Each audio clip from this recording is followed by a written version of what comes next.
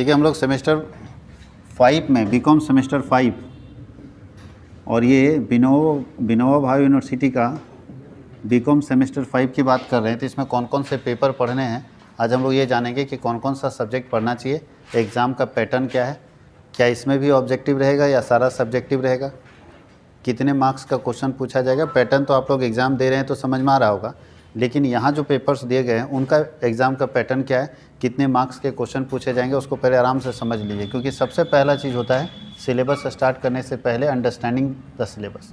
तो पहले अंडरस्टैंडिंग होना चाहिए अपने सिलेबस के बारे में, आपको समझ होनी चाहिए कि आपका सिलेबस क्या है, क्या पढ़ना है, कैसे एग्ज़ाम में क्वेश्चन पूछा जाएगा, क्या पैटर्न होगा। सबसे पहले ये आपको समझ होनी चाहिए। सबसे पहले हम लोग कोर पेपर की बात करते हैं। तो यहाँ हम लोग लिखते हैं पेपर कोड, और पेपर कोड देखिए 351 है। 351 का मतलब क्या, हर बार हम आपको बताते हैं 3 किसका डिनोट करता है, कॉमर्स को डिनोट करता है। ये 5 सेमेस्टर को डिनोट करता है, ठीक है, और ये पेपर को डिनोट करता है।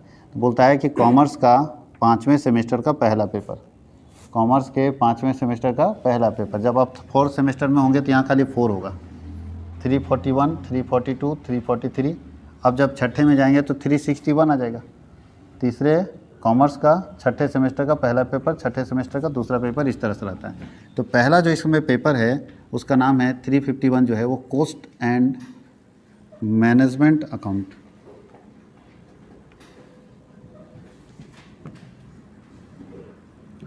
कॉस्ट एंड मैनेजमेंट अकाउंटिंग 1 है। ये 2 CMA पढ़ना है, इसको शॉर्ट में CMA बोलते हैं, शॉर्ट में बोलते हैं CMA 1। तो 2 CMA पढ़ना है, एक CMA 1 यहाँ पे पढ़ना है और एक CMA सेमेस्टर 6 में पढ़ना है। तो CMA जो पहले एक साथ था उसको अलग अलग बांट दिया गया। तो CMA पढ़ना है जो कि 100 नंबर का होगा। एग्ज़ाम कितने मार्क्स का होगा, 100 मार्क्स। आप सब लोगों को मालूम है कि 80 एक्सटर्नल होगा और 20 इंटरनल होगा, ये तो आप लोग जानते हैं। कहीं कोई दिक्कत है? जैसे आप लोग अभी ऑनर्स पेपर का देते हैं वही ऑनर्स पेपर का पैटर्न है। 8 क्वेश्चन पूछे जाएंगे, 8 क्वेश्चन में से जो 80 नंबर होगा वो कैसे पैटर्न में बैठा हुआ है मालूम है ना। 4 सॉल्व करना है, जिसमें क्वेश्चन नंबर 1 जो है कंपलसरी रहेगा सबके लिए, जिसमें 10 छोटे छोटे क्वेश्चन पूछे जाते हैं। तो 4 सॉल्व करना है तो 80 नंबर आ जाएगा और 20 नंबर आपका इंटरनल असेसमेंट जो कॉलेज लेगा। तो 20 नंबर तो कॉलेज के जिम्मे है। दूसरा पेपर जो है 352 पेपर नंबर, ध्यान दीजिएगा, ये आपका हो गया सबके लिए, कॉमर्स के लिए। लेकिन हम लोग अभी यहाँ स्पेशलाइजेशन पूछा जाता है कि आप किसका स्पेशलाइजेशन करना चाहते हैं। तो जो फाइनेंस ग्रुप वाले लोग हैं वो क्या करेंगे, अब यहाँ आपको स्पेशलाइजेशन पेपर पूछा नहीं, ये आपका सबका रहेगा, ये सारे लोगों के लिए सेम पेपर है। लेकिन यहाँ से आप चेंज हो जाता है, जो मार्केटिंग ऑनर्स वाले हैं उनका अलग होगा और जो अकाउंट्स वाले हैं उनका अलग होगा। तो जिनका अकाउंट्स स्पेशलाइजेशन है, अकाउंट्स स्पेशलाइजेशन है,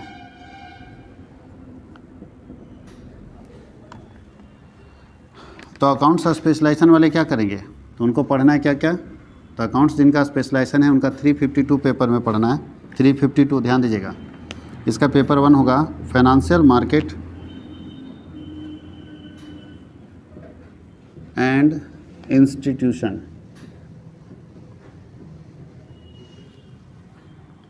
and financial services, financial market and institution and financial services, 3 चीज़ इसके अंदर पढ़ना है। सेकेंड जो इसके अंदर पढ़ना है, अब ध्यान दीजिएगा सब का सब एक साथ बता देंगे। दूसरा ऑडिटिंग पढ़ना है, और तीसरा जो पेपर पढ़ना है वो पढ़ना है corporate tax planning, corporate tax planning. और यहाँ चॉइस है, दोनों पेपर में चॉइस होता है, या तो कॉर्पोरेट टैक्स प्लानिंग पढ़िए या तो स्पेशलाइज्ड अकाउंटिंग पढ़िए, स्पेशलाइज्ड।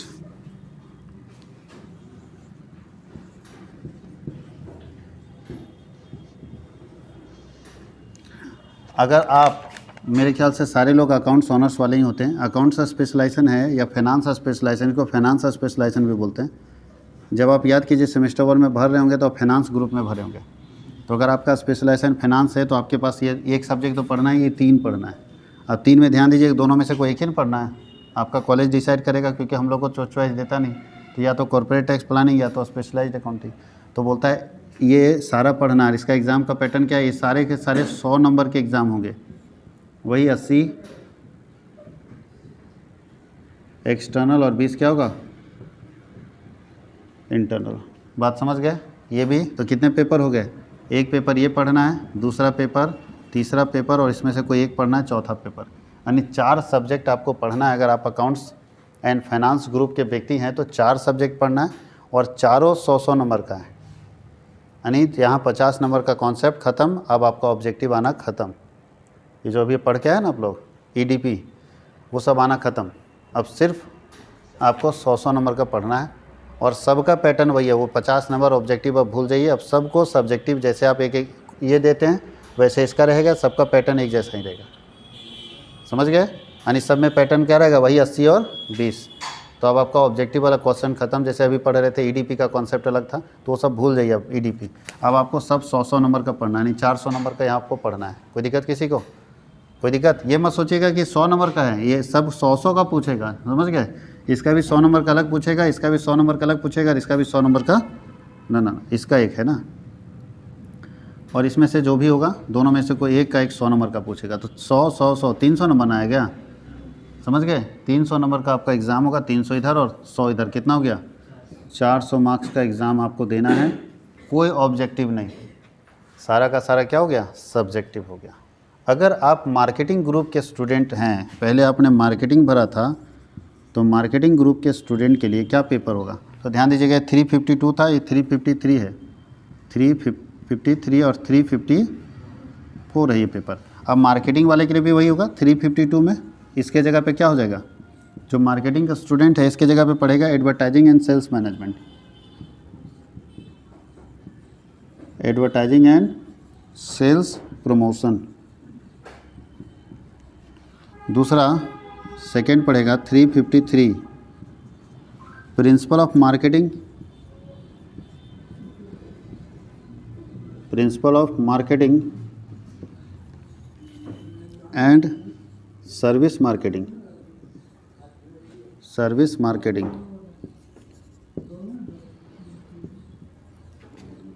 और तीसरा 354 इसमें आपको पढ़ना है रूरल मार्केटिंग। बस इसका मतलब मार्केटिंग ग्रुप वाले को क्या पढ़ना है, ऊपर वाले एक पढ़ना है और ये तीनों पढ़ना है। तीनों कितने नंबर का आएगा,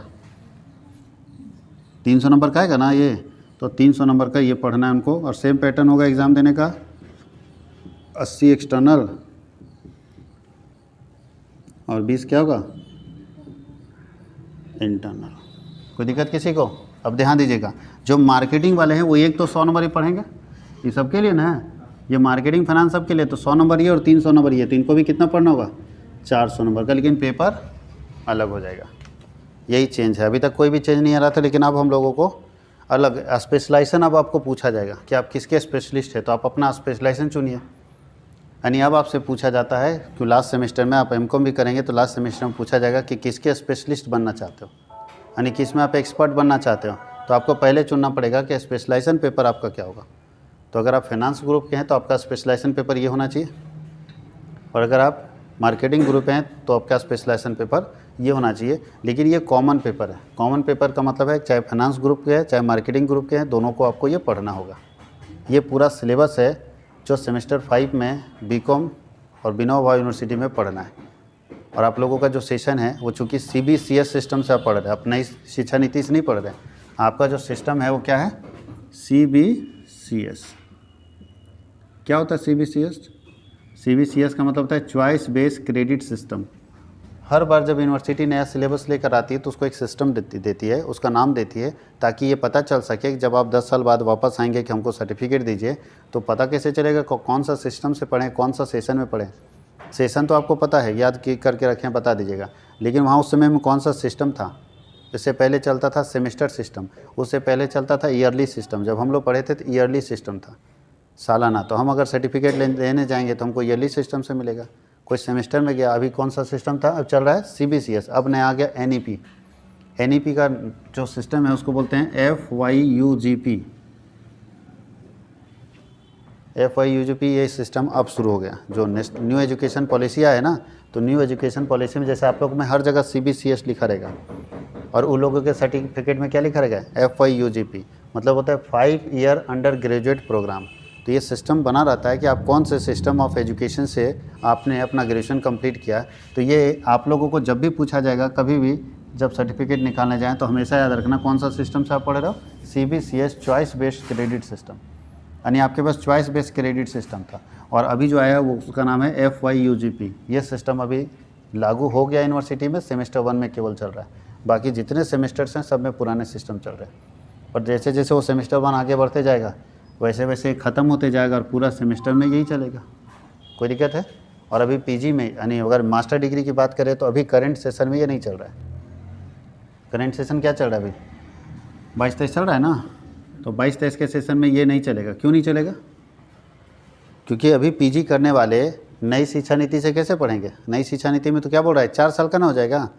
तो ये जो अभी PG कर रहा है वो तो 3 साल वाला BCom किया है, तो ये सब अभी वैसे ही चलते रहेगा। यानी पहला जो PG में चेंज आएगा वो तब चेंज आएगा जो ये सेमेस्टर 1 वाला है ना, ये जब जाएगा PG में तो उसमें सारी व्यवस्थाएं ऑटोमेटिक बदल जाएगी। इसको PG करने की ज़रूरत नहीं पड़ेगा, आप सभी लोगों को PG करने की ज़रूरत पड़ेगा।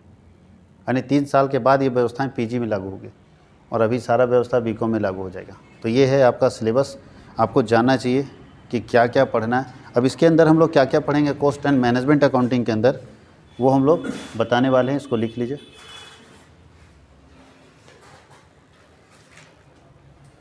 देखिए, चाहे आप फाइनेंस ग्रुप के हैं चाहे आप मार्केटिंग ग्रुप के हैं, कॉस्ट एंड मैनेजमेंट तो सबको पढ़ना है। तो हम लोग CMA का थोड़ा सा इंट्रोडक्शन दे देते हैं। वैसे हम लोग शुरू करेंगे अलग से चैप्टर वाइज। तो CMA का मतलब क्या हुआ, कॉस्ट एंड मैनेजमेंट। ये 2 पार्ट में बटा हुआ है, कॉस्ट एंड मैनेजमेंट। तो आपको जो यहाँ पे पढ़ना है सेमेस्टर 5 के लिए, वो स्पेशली पढ़ना है कॉस्ट। क्या पढ़ना है? कॉस्ट। चूँकि ये 2 पार्ट में बटा हुआ, cost accounting and management accounting, इसको साथ में बोलते हैं कॉस्ट एंड मैनेजमेंट अकाउंटिंग। तो कॉस्ट एंड मैनेजमेंट अकाउंटिंग में हम लोगों को जो पढ़ना है वो CA पढ़ना है। CA का मतलब कॉस्ट अकाउंटिंग पढ़ना है। हम लोगों को क्या पढ़ना है? Cost accounting. मैनेजमेंट अकाउंटिंग का कोई भी पोर्शन यहाँ पे नहीं दिखेगा आपको, उसके लिए सेमेस्टर 6 का इंतज़ार करना होगा। तो हम लोगों को पढ़ना है लागत लेखांकन। क्या पढ़ना है? लागत लेखांकन। तो लागत लेखांकन पढ़ने के लिए एक अलग दुनिया है, आप अभी तक नहीं पढ़ें कभी। अभी तक 11 से जो भी पढ़ रहे हैं ये टॉपिक, इसका कोई भी चीज़ नहीं पढ़े, सब अनजान है। ABCD फिर इसमें अलग से सिखाना होगा, आपको मालूम होना चाहिए। और फाइनेंशियल अकाउंटिंग यहाँ लागू नहीं होता है, इसका अलग सिस्टम है। तो आपको फिर से ABCD सीखना होगा। फाइनेंशियल अकाउंटिंग अलग दुनिया, 3 ही अकाउंटिंग होता है, financial accounting, cost accounting, management accounting. कोई दिक्कत है? तो कॉस्ट अकाउंटिंग कंप्लीट, फिर फाइनेंशियल शुरू, फाइनेंशियल कंप्लीट तो मैनेजमेंट शुरू। मैनेजमेंट अकाउंटिंग के लिए फाइनेंशियल अकाउंटिंग को होना जरूरी है। जहाँ फाइनेंशियल खत्म होगा ना, वहीं से मैनेजमेंट स्टार्ट होता है। क्योंकि देखिए, फाइनेंशियल अकाउंटिंग का एंड प्रोडक्ट क्या मानते थे? फाइनेंशियल अकाउंटिंग खत्म होता था ट्रेडिंग, PL और बैलेंस शीट। आप पढ़े होंगे, तो ट्रेडिंग PL बैलेंस शीट बन जाता था तो बोलते थे फाइनल अकाउंट बन गया, अब खत्म। फाइनल अकाउंट का मतलब अब इसके बाद कोई खाता नहीं बनेगा। मतलब फाइनेंशियल अकाउंटिंग रखने वाले लोग ट्रेडिंग PL बैलेंस शीट को फाइनल मानते हैं, इसके बाद कोई खाता नहीं बनाते। लेकिन मैनेजमेंट अकाउंटिंग बनाने वाले लोग उसी को पहला स्टेज मानते हैं कि अगर अपने पास ट्रेडिंग PL बैलेंस शीट है तो वहीं से शुरू होगा। यानी मैनेजमेंट बनाने के लिए आपको ट्रेडिंग PL बैलेंस शीट चाहिए। इसका मतलब ये हुआ कि जहाँ फाइनेंस ख़त्म होगा वहीं से मैनेजमेंट शुरू होगा। जो फाइनेंस का लास्ट प्रोडक्ट होगा मैनेजमेंट का स्टार्टिंग होगा। तो मैनेजमेंट के लिए ट्रेडिंग PL बैलेंस शीट आपको चाहिए और फाइनेंशियल के लिए ट्रेडिंग PL बैलेंस शीट अंतिम होता है। तो यही बात आपको समझना है कि ट्रेडिंग, जब हम फाइनेंशियल अकाउंटिंग करते हैं तो जो फाइनेंशियल अकाउंटिंग का एंड प्रोडक्ट होता है वही ओपनिंग प्रोडक्ट होगा, स्टार्टिंग प्रोडक्ट होगा मैनेजमेंट अकाउंटिंग का। उसी तरह से यहाँ कॉस्ट है, जहाँ कॉस्ट लास्ट करेगा वहाँ से फाइनेंस शुरू होगा, जहाँ कॉस्ट लास्ट करेगा वहाँ क्या शुरू होगा? फाइनेंस शुरू होगा। तो पहले कॉस्ट अकाउंटिंग अलग दुनिया है। तो सबसे पहले हम लोग ये जानते हैं कॉस्ट क्या होता है। क्या जानेंगे? कॉस्ट क्या होता है? लागत। इससे पहले एक चीज़ और हम लोग को डिस्कस कर लेना चाहिए कि कॉस्ट अकाउंटिंग का कॉन्सेप्ट आया ही क्यों, क्या ज़रूरत है कॉस्ट अकाउंटिंग का? इस दुनिया में कितना बढ़िया, सबसे बढ़िया चीज़ था। आज भी बहुत सारे बिजनेस, 95% बिजनेस आज भी फाइनेंशियल अकाउंटिंग को ही फोकस करते हैं। उनको बोलिए तो फाइनेंस को ध्यान देंगे, कॉस्टिंग को ध्यान नहीं देंगे। अगर गाड़ी चलाने वाले को भी बोलिएगा तो फाइनेंशियल अकाउंटिंग देखेगा कि मेरा इतना लागत है, इतना रुपया है, दैट्स ऑल। क्या कॉस्ट लग रहा है उसको कोई मतलब नहीं है। वही गाड़ी वाले को बोलो कि भैया यहाँ से तुमको जैसलमेर जाना है, राजस्थान, बताओ क्या लोगे? तो अंदाजे मार देगा वो कि इतना किलोमीटर है, इतना डीजल, इतना टोल टैक्स सब जोड़ देगा। लेकिन ध्यान दीजिएगा वो सही नहीं बताएगा, हाँ या नहीं, अंदाज से मारेगा। और हो सकता है उस अंदाज में उसको फ़ायदा भी हो जाए और हो सकता है उसको घाटा भी हो जाए। और ज़्यादा रेट बोलेगा तो कस्टमर जाएगा नहीं। अच्छा बताइए, बिल्डिंग बनाने वाले को कैसे मालूम? बिल्डर अभी बिल्डिंग बनाया नहीं है, भूमि पूजन कर रहा है, और आप जाइएगा भैया फ्लैट खरीदना है इसमें, जो बनाएगा अभी बनाया होना नहीं, खाली भूमि पूजन कर रहा है, एक ईंट भी नहीं डाला है, आज ही एक पहला ईंट जाएगा, तो वो कैसे बता देता है कि 2300 रुपया स्क्वायर फीट आपको दे देंगे? घर बनाएगा टाइल्स लगा के, ठीक है, पूरा पेंट उंट करके दरवाज़ा लगा के, और बोलता है कि हम आपको 2300 रुपया या 3300 रुपया स्क्वायर फीट में दे देंगे घर। कैसे उसको मालूम कि 3300 रुपया स्क्वायर फीट में बेचने से अपने को फ़ायदा हो जाएगा? वहाँ क्या फाइनेंशियल अकाउंटिंग काम करेगा? वहाँ नहीं, वहाँ कौन सा काम करता है? Cost accounting.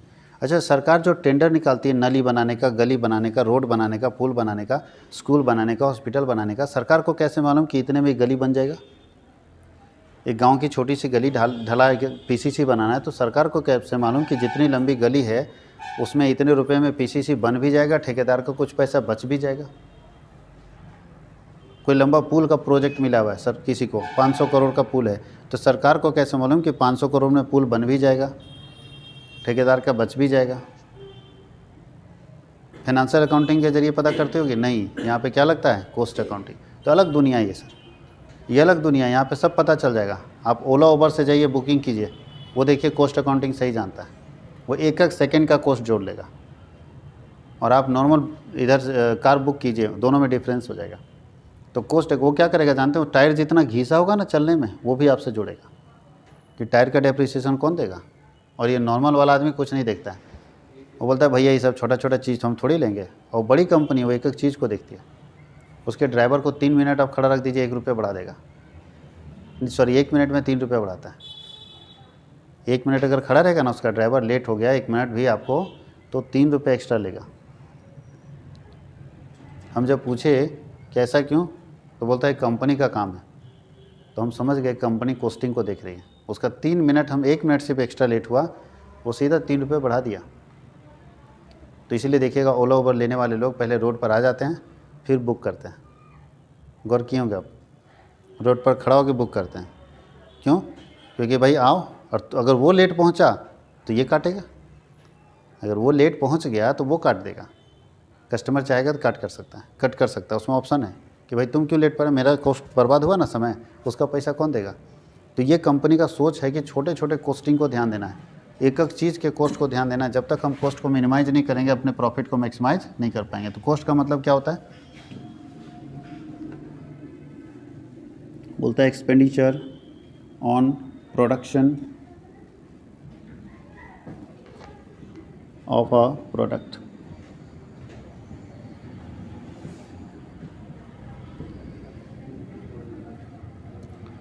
किसी उत्पाद के उत्पादन में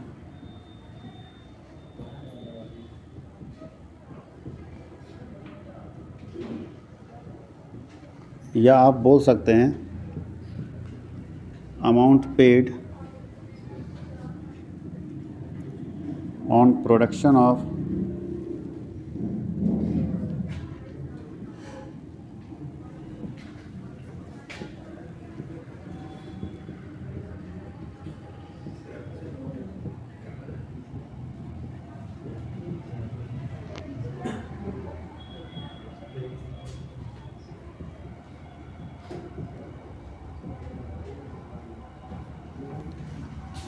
किसी वस्तु के उत्पादन में किया गया कुल भुगतान। टोटल कितना अमाउंट पेड कर रहे हैं for production of a product. किसी प्रोडक्ट के प्रोडक्शन में जो पेमेंट कर रहे होंगे, क्या क्या पेमेंट होता होगा सोचिए। मटेरियल का होता होगा, लेबर का होता होगा, ओवरहेड्स का पेमेंट होता होगा। ये 3 ही पेमेंट होता है, मटेरियल, लेबर और ओवरहेड्स। तीनों को जोड़ देंगे क्या निकल जाएगा? कॉस्ट। को दिक्कत है? कॉस्ट के कितने एलिमेंट्स हैं? 3, material, labour, overheads. Material, labour और ओवरहेड्स 3 ही एलिमेंट है कॉस्ट के। कॉस्टिंग क्या होता है?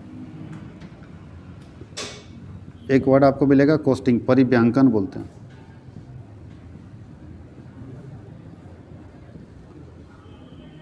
कॉस्टिंग क्या जानते हैं? कॉस्ट निकालने का टेक्निक। फिर से सुनिएगा, कॉस्ट निकालने की तकनीक। क्या आप लागत कैसे निकालते हैं? अच्छा, बस वाला जो यहाँ से मान लीजिए बस हम जमशेदपुर लेके गए भाड़े पर, तो उसका लागत हम कैसे निकालेंगे कि यहाँ से जमशेदपुर का क्या पड़ेगा? बस का मालिक लागत निकालता होगा ना कि पर पैसेंजर कितना पड़ेगा, तभी ना भाड़ा तय करता होगा कितना लगेगा। लेकिन ध्यान दीजिएगा, आप जिस बस मालिक को जानते हैं उसमें 95% ऐसे बस मालिक है जो देखा देखी करते हैं। फ़ोन किया कि भैया आप बस इतना सारा चलाते हैं, बताइए ना यहाँ से रांची का क्या भाड़ा लेते हैं। तो भैया बता दिए कि हम तो 200 में ले जाते हैं। बोला हम भी 200 ले लेंगे सर। हाँ या नहीं? अब देखिए क्या होता है, समझा देते हैं। अब एक भैया जो बस चला रहे थे पहले से, वो 200 रुपये भाड़ा लेते हैं। उनका बस एकदम ऐसे टाइम में है ना जिस समय लोग पूरा फुल जाता है, तो उनको 200 में पोसाई पड़ जाता है। क्योंकि एकदम 9 बजे यहाँ से निकलते हैं या 8 बजे निकलते हैं, तो सब लोग 8 बजे ऑफिस वाले लोग, बहुत लोग हज़ारीबाग से रांची जाते हैं, तो उसी में चले जाते हैं, तो फुल रहता है उनका, लगभग बुक फुल रहता है, तो उनको 200 में पोसाई पड़ जाता है। ये बंदा 1 बजे इनका बस चलता है, अब 1 बजे ये 200 रुपये लेके जा रहे हैं, इनका बस आधा खाली रहता है, तो देखिएगा 1 महीना में ठंडा पड़ जाएंगे। तो गलती क्या हुई? 200 वो ले रहा है, 200 हम भी ले रहे हैं। वो टोल टैक्स उसको भी इतना ही पड़ रहा है, हमको भी उतना ही पड़ रहा है। ड्राइवर को जितना वो दे रहा है हमसे 200 रुपये कम ही दे रहे हैं हम ड्राइवर को, कि देखो नया नया है भाई। तो गलती कहाँ हो रही है? उसकी बस पुरानी है, ज़्यादा डीजल खाती होगी, मेरी बस नहीं है, कम डीजल खाती है, मेरा माइलेज ठीक होगा। प्रॉब्लम कहाँ हो रहा है? जो बिज़नेस बर्बाद हो जा रहा है। प्रॉब्लम ये हो रहा है कि आपको कॉस्ट अकाउंटिंग नहीं आता है, और आप देखा देखी कॉस्टिंग कर दिए और आप बर्बाद हो गए। आपको पता ही नहीं चला, 1-2-4 महीने बाद आप लुटा गए। जब ड्राइवर पेमेंट मांगने लगा, कंडक्टर मांगने लगा, तो पता चला कि पैसा ही नहीं है। देख रहे हैं कुछ कमा ही नहीं रहे, तो ऐसे में बस खड़ा कर देते हैं, छोड़ देते हैं, नहीं चलाएंगे, छोड़ देते हैं। गलती कहाँ हुई? गलती हुई आपकी कॉस्टिंग में। गलती कहाँ हुई? कॉस्टिंग में। कॉस्ट निकालने का टेक्निक आप गलत कर लिया। तो बोलता है कॉस्टिंग एक ऐसा मेथड है, ऐसा टेक्निक है जिसके ज़रिए हम किसी भी वस्तु का लागत निकाल सकते हैं। बोलता है इट इज़ अ टेक्निक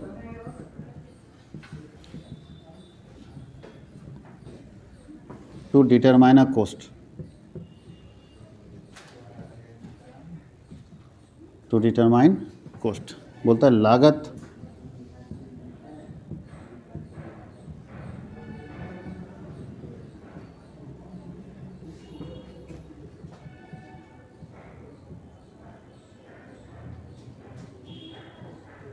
लागत ज्ञात करने की तकनीक लागत परिव्यांकन कहलाती है।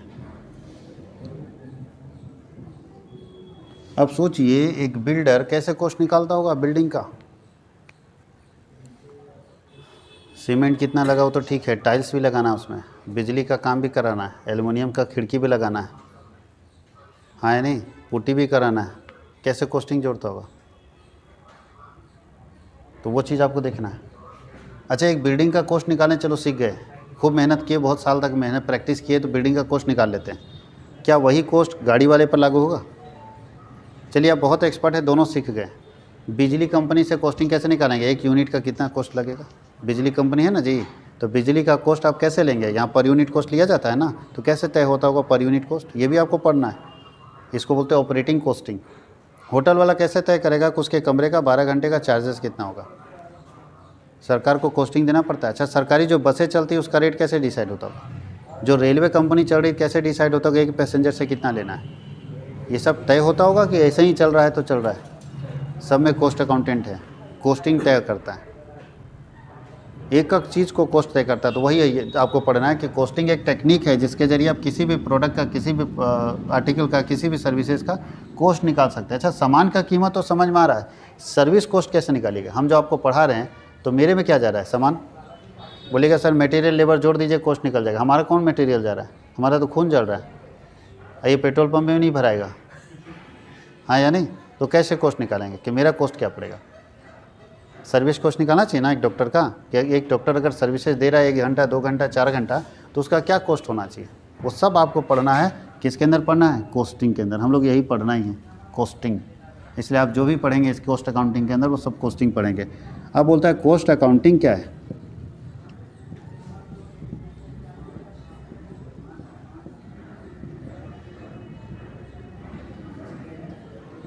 कॉस्ट अकाउंटिंग क्या है?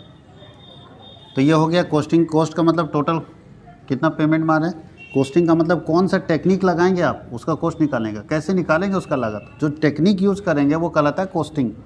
और जब उसको रिकॉर्ड करेंगे, लिखना शुरू करिएगा ना, कितना मटेरियल, इतना लेबर, तो जब उसको रिकॉर्ड करेंगे उसको क्या बोलते हैं? Cost accounting. तो बोलता है it is a recording, it is a technique to record the cost. बोलता है लागत को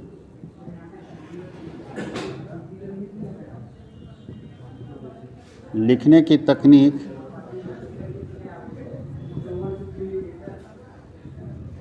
लागत लेखांकन कहलाती है। कोई दिक्कत है? लागत को लिखने की तकनीक क्या कहलाती है? लागत लेखांकन। यानी कॉस्ट अकाउंटिंग का मतलब रिकॉर्डिंग कैसे करेंगे, कॉस्टिंग का मतलब आखिर कॉस्ट निकालेंगे कैसे, और कॉस्ट का मतलब होता है टोटल जितना भी पेमेंट आप किए हैं for production of goods and services, वो सारे पेमेंट को जोड़ देंगे तो क्या निकल जाएगा? कॉस्ट निकल जाएगा। कोई दिक्कत है?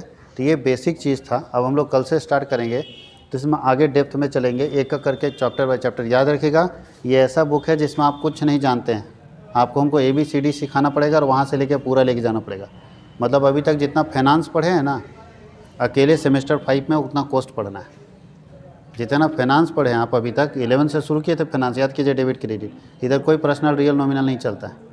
जैसे इनकम टैक्स अलग दुनिया था ना, वैसे इसका अलग दुनिया है।